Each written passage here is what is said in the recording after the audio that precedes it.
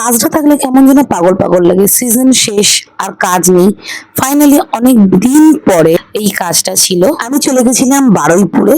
ওখান থেকে অটো ধরে বেশ অনেকটাই রাস্তা চলে গেছিলাম গীতাঞ্জলি গার্ডেনে। এখানে আমার বান্ধবীর বাড়ি ছিল, আগের বারেও সেজেছিল, তো ওই রেকমেন্ড করে দিয়েছিল। আর এখানে গিয়ে ভদ্রলোকের সাথে দেখা, বাপরে একটা মিনিট বসে না।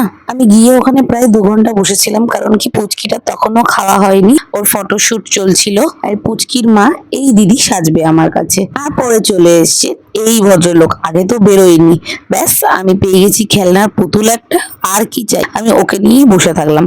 তো দিদিকে আমি তাড়াহুড়ো করে রেডি করিয়ে 6:30টার মধ্যে ছেড়ে দিয়েছিলাম। তোমরা অবশ্যই জানিও দিদির ফাইনাল লুকটা কেমন লাগছে। আসমি দিদির বর তো দিদিকে দেখে প্রায় বেহুশ হয়ে যাবার জোগাড়। এই দিদি ভীষণ সুন্দর কেক বানায়। আমি যখন বেরোচ্ছিলাম দেখলাম নিজের মেয়ের বার্থডে কেকটা নিজেই তৈরি করছে। অসাধারণ দেখতে ছিল কেকটা। আর এই ভদ্রলোক ঘু ঘু ঘু ঘু করছিলেন সেখানে। ফাইনালি আমি বাড়ির উদ্দেশ্যে রওনা দিলাম।